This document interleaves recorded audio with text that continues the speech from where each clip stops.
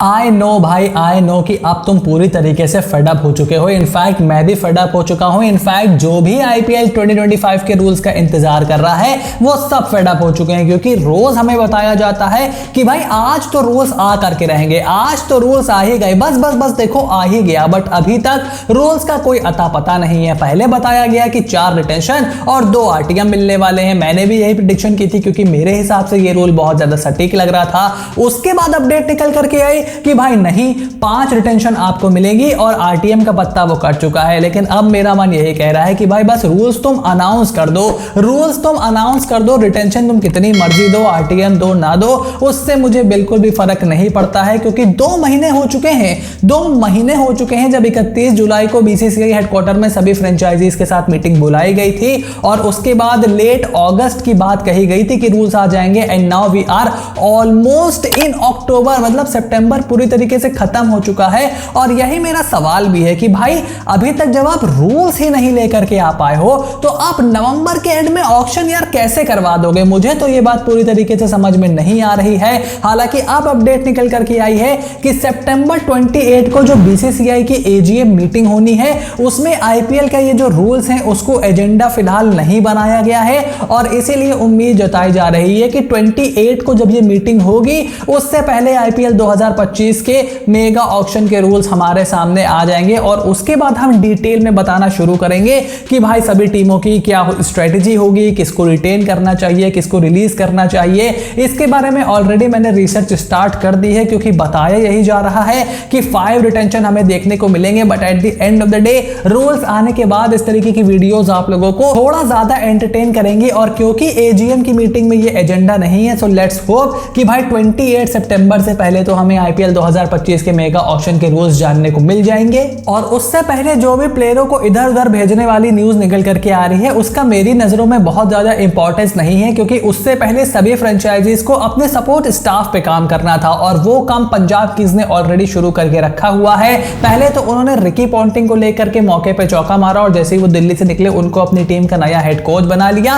और अब ट्रेवर बेलिस के साथ साथ संजय बांगर की एक बार फिर से छुट्टी कर दी गई है। ऐसी खबर निकल करके आ रही है कि Punjab Kings is likely to drop Trevor Bayliss along with Sanjay Bangar from the support staff और रिकी पॉन्टिंग अपने खुद का नया सपोर्ट स्टाफ लेकर के आएंगे पंजाब किंग्स में आईपीएल 2025 के लिए। यानी कि संजय बांगर का सही है भाई, आओ 1-2 साल पंजाब में रहो, उसके बाद फिर बाहर चले जाओ, कमेंटेटर बन जाओ। पिछले साल वो थे, इस बार फिर से उनकी छुट्टी कर दी गई है। हेड ऑफ क्रिकेट डेवलपमेंट उनको बनाया गया था और अभी महीना 1.5 महीना पहले ही पॉडकास्ट में बैठ करके बता रहे थे कि भाई रोहित को हम किस तरीके से ले सकते हैं, रोहित अगर आएंगे तो उनके पीछे कितना बजट होना चाहिए, क्या पंजाब की स्ट्रेटजी होगी क्या नहीं। But at the end of the day सब कुछ यहां पर खत्म हो गया है and Sanjay Bangar is likely to be removed from the Punjab kings support staff. और उसके साथ साथ गुजरात टाइटंस का सपोर्ट स्टाफ भी बहुत ज्यादा सुर्खियों में बना हुआ था कि भाई वहां पर क्या होने वाला है। तो अब रिपोर्ट निकल करके आई है कि Ashish Nehra is likely to continue with Gujarat Titans for the IPL 2025। और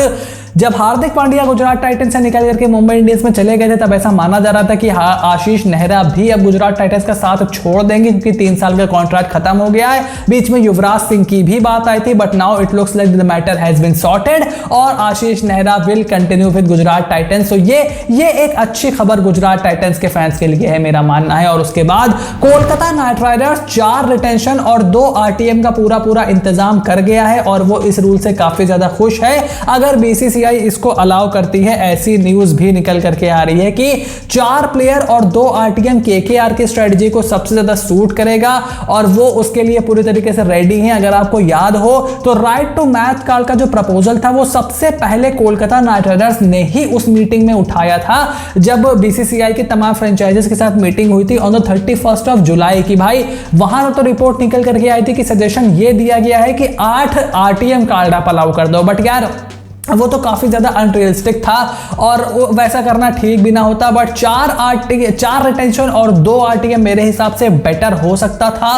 आरटीएम से एक नया एक्साइटमेंट भी आता, थोड़ा सा इंटेलेक्चुअल वॉर और बढ़ जाता, फ्रेंचाइजी जानबूझ करके सामने वाले प्लेयर के प्राइसेस को इन्फ्लेट कर दे कि भाई अगर आपको लेना है तो ज्यादा पैसे दो, जिस तरीके से दीपक चहर के साथ हुआ था आईपीएल 2022 की मेगा ऑक्शन में। सबको पता था कि सीएसके उनके पीछे जाएगी, तो इस तरीके की चीजें हो सकती थी। But now that the reports are suggesting कि 5 प्लेयर ही अलाउ करेगी और आरटीएम नहीं होगा, तो ये कोलकाता नाइट राइडर्स के प्लान को थोड़ा सा डिस्टर्ब जरूर कर सकता है। तो आईपीएल 2025 के मेगा ऑक्शन के रूल्स का आपकी तरह हमको भी बेसब्री से इंतजार है, और जैसे ही वो रूल निकल करके आएंगे उसके बारे में एक डिटेल वीडियो और उसकी इंफॉर्मेशन आपको इस YouTube चैनल के साथ साथ हमारे इंस्टाग्राम, हमारे टेलीग्राम, हमारे ट्विटर सब पर मिल जाएगी। The link is in the description box below. Channel को सब्सक्राइब करो, नोटिफिकेशन की घंटी बजा करके रखो, क्योंकि बहुत ज्यादा मजा इस चैनल पर आने वाला है। बस एक एक दिन बढ़ रहा है, आई होप वो जल्दी से खत्म हो जाए। So stay tuned and I will see you soon in the next video.